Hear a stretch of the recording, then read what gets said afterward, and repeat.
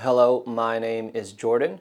We're going to be talking about this vamping arrangement for Get In Line Brother. It is based very closely after the playing of Earl Scruggs as he recorded it with his band Flat Scruggs. So vamping is a style of backup, if you don't already know this. It doesn't use rolls as much. We use a lot of closed chord shapes. That means for the most part we're not going to be using a lot of open strings, and this allows us to get more control with our fretting hand to get this really short kind of staccato rhythmic sound. The licks in this one are great. There's a lot of stuff that's again modeled after the way Earl played on the recording, and there's some more fancy vamping stuff for you to check out as well. So in the rest of the video, I'll play through kind of some key points and go over some practice strategies and technique tips. So this one's really cool. It's got almost like a boogie woogie type vibe. We're going to be using some double thumb stuff, which makes for some really cool stuff on the vamping. We're going to be adding in some ghost notes, just a bunch of cool techniques to learn in this version of Get In Line Brother for the vamping. This one also uses repeating patterns. So once we learn this kind of double thumb thing and this ghost note kind of lick that happens throughout, we're going to be pretty much set up to tackle the whole thing. We're just going to make sure that we need to know our root shape for G major, first inversion shape for D, which is where most people are used to playing this D chord, and that's about it.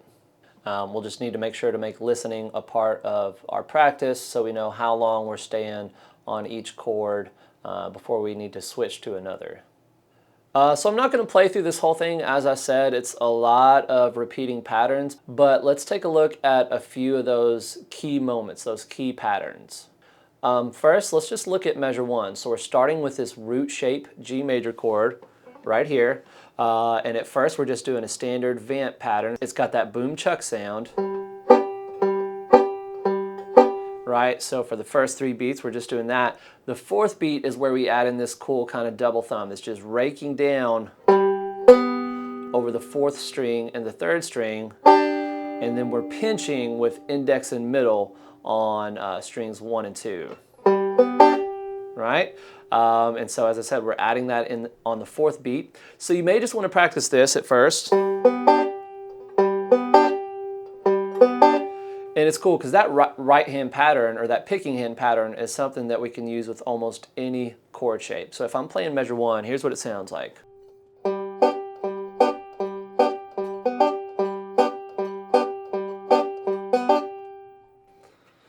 Right, it's also played with just a bit of swing.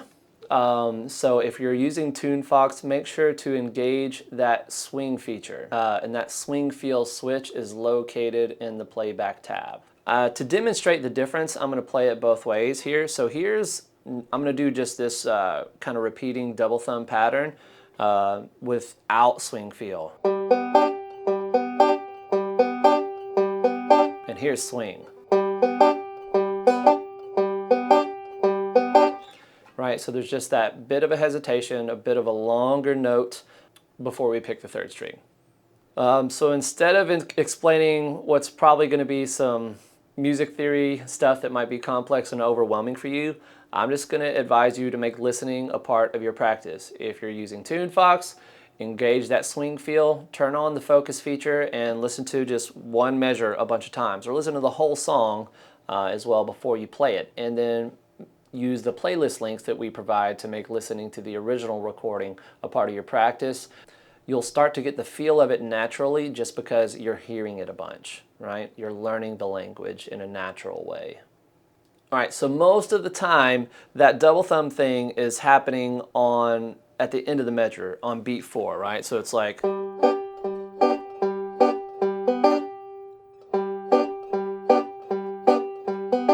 and then sometimes whenever we go to this first inversion D chord, we're having to change where our hand is to play this different chord and the shape, but the picking pattern remains the same. There's a few times where the double thumb happens a little bit earlier in the measure, like on beat 2. Okay, so here in measure 6, we have that other technique we need to look at. We're adding in this ghost note, and again using a bit of a double thumb but on the same string. So it's going to require a really quick pick reset. Here's what this measure sounds like.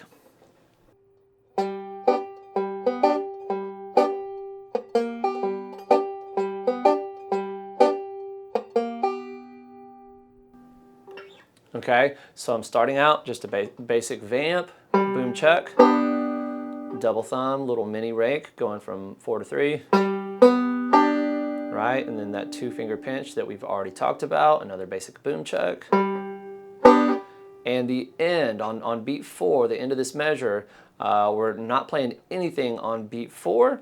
And then right after it, we're picking the 3rd string, and middle finger is touching the 3rd string, but it's not pushing the string down, right? It's just making contact enough that we get a dead note. This is our ghost note. So after we pick that 4th fret note, that ghost note, we're going to reset that thumb pick really quick. Then we're going to pick 3rd fret, 3rd string. After we pick that, we're going to do a hammer-on and have that hammer-on land at the same time as we pick the 1st string with our middle finger. All right, so it sounds like this, just the ghost note part of it.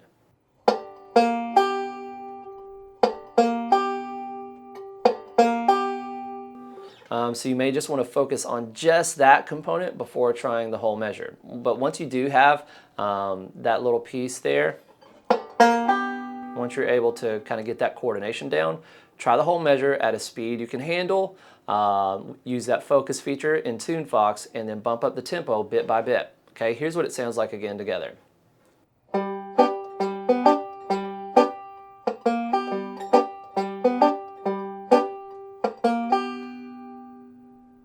So that's just a super cool lick.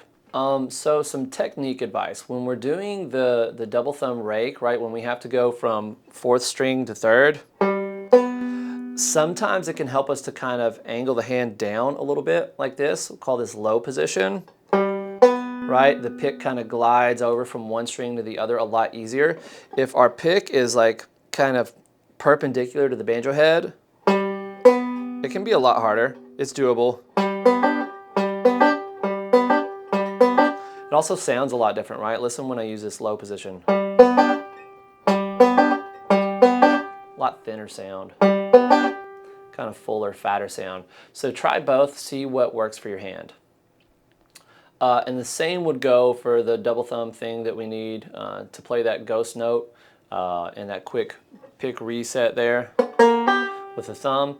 The direct position where the kind of hand is more directly over the strings and the thumb pick's more perpendicular to the banjo head, it's probably better for that. It's a little bit easier to reset the pick quicker, but you can do it like this as well and get that kind of fuller, fatter tone. Since we're playing backup, I didn't mention this, and since we're doing vamping, a lot of the time we're going to want to be closer to the neck with our point of attack for our picks.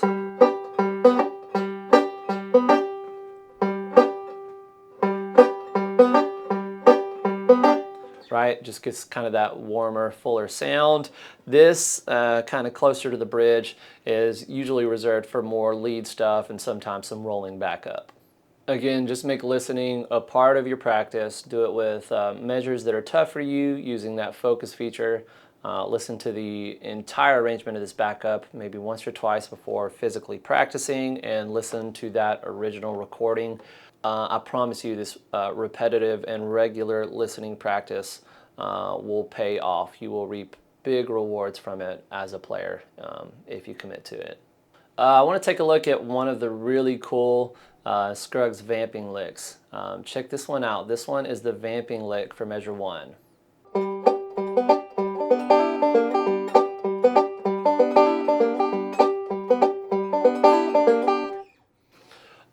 So that's just a really fun lick that Earl played on this track, full of boogie woogie flair, right? It's really, really cool. So we're using a couple of the techniques that we've already talked about. We've got that little double thumb rake at the start, right? We've got a little bit of a different picking hand pattern here. right? So thumb, index, thumb, and then we're doing this 2-finger pinch and then hammering on right there to the 5th fret with our ring finger. So what we've got to do here is kind of have this first finger prepared as a little bar for what comes right after that hammer on to the 5th fret.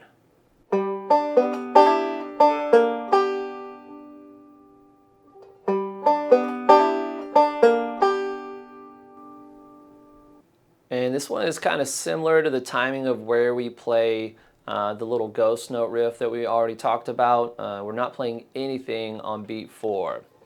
3, E, and a 4. 3, E, and a 4.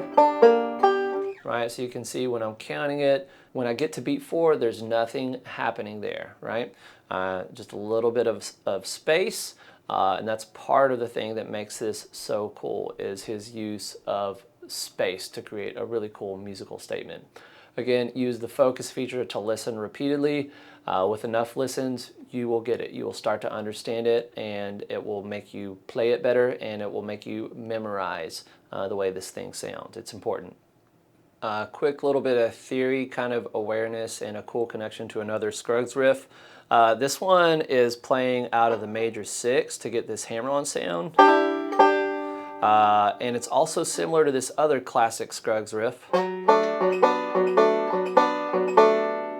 Right? Relative to that chord, we're doing a D major 6 there. So listen when I connect these two.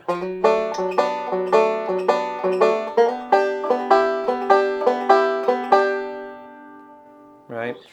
So that's just a really cool thing that we could add to our bag of tricks in our vocabulary is using those 6 riffs on that D shape or on this G shape whenever playing backup or lead, really. All right, make sure to check out some more of those licks if you feel like dressing this thing up a bit more after learning the basic arrangement. You may even want to try to use hide notes to try to memorize this. Memorize the way it sounds and where all these chord changes happening, especially if you plan on using this to jam with others. If you try to play with the original recording, make sure that you capo at the 3rd fret and spike your 5th string at the 8th fret. That's all we have for the vamping arrangement on Get in Line Brother. This is a really cool one. I hope you all dig it. Keep picking and stay tuned.